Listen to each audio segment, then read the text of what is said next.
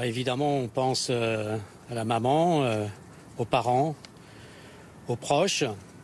Je crois que c'est toute une ville qui est endeuillée par ce qui vient de se passer.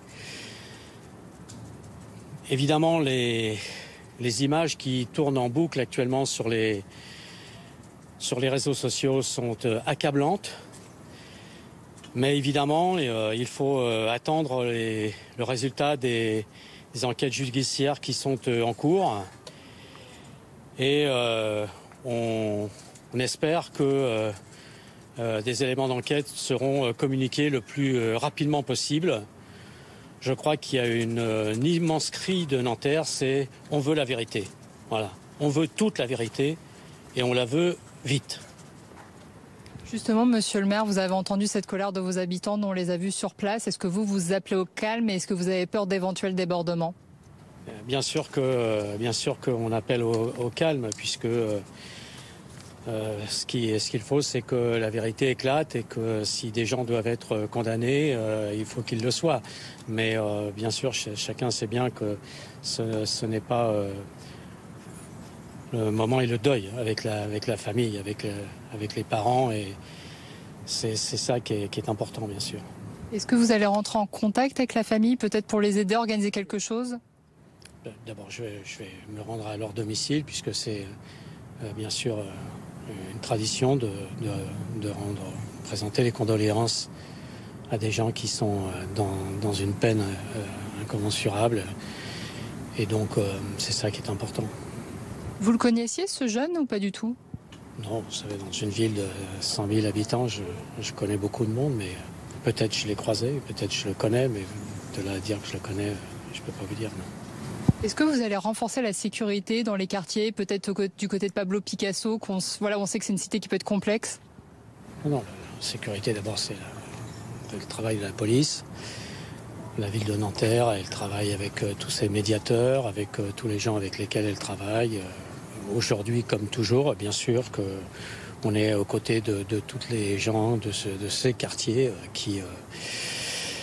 qui sont aujourd'hui forcément affligés par ce qui vient de se passer, qui forcément sont en colère par rapport à ce qu'ils voient à travers les images qu'ils ont pu regarder sur les réseaux.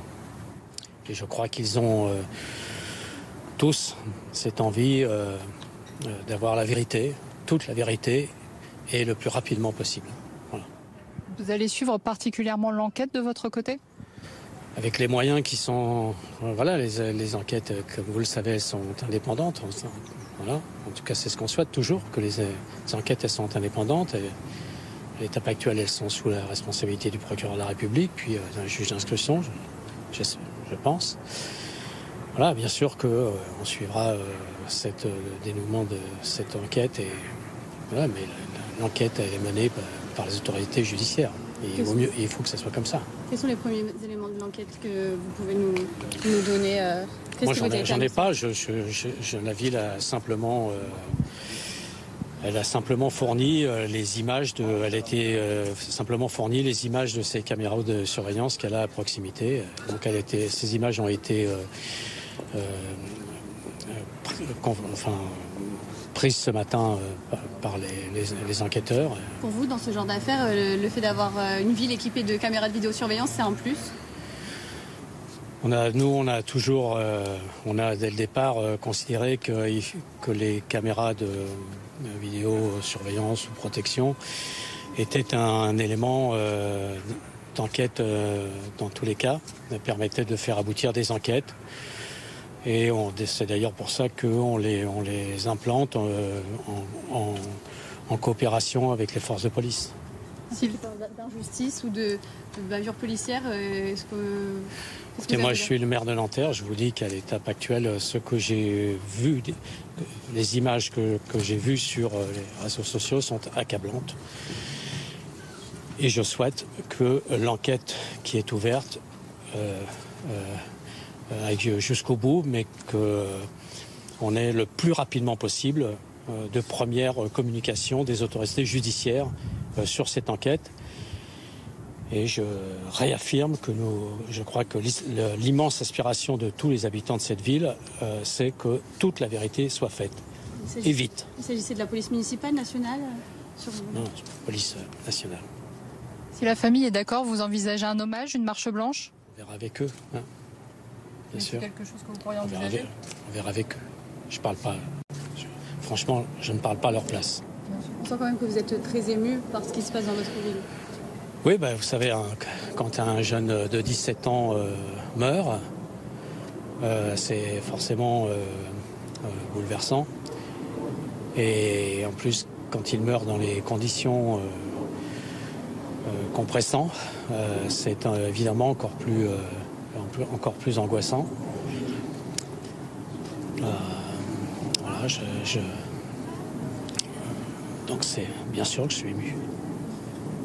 La ville est aujourd'hui évidemment endeuillée par le drame qui s'est passé ce matin. Il y a eu 13 décès suite à des refus d'obtempérer en 2022. Est-ce que selon vous, en tant qu'élu, vous considérez qu'il y a des mesures à prendre sur ces refus d'obtempérer? Si vous voulez, je ne veux pas engager le débat sur cela à ce moment-là. Pour l'instant, on est dans le deuil. On est dans l'exigence que l'enquête se déroule le plus rapidement possible. Et puis, il sera temps, malheureusement, de parler après des conséquences à en tirer. Voilà. Mais le respect de la famille, c'est aussi cela. En termes de législation, est-ce qu'il y a encore du travail à faire? Est-ce que vous, en tant qu'élu, ce genre d'affaires permet de faire avancer la loi dessus? Je préfère ne pas répondre comme ça. Merci beaucoup. Merci beaucoup, monsieur le maire. Merci.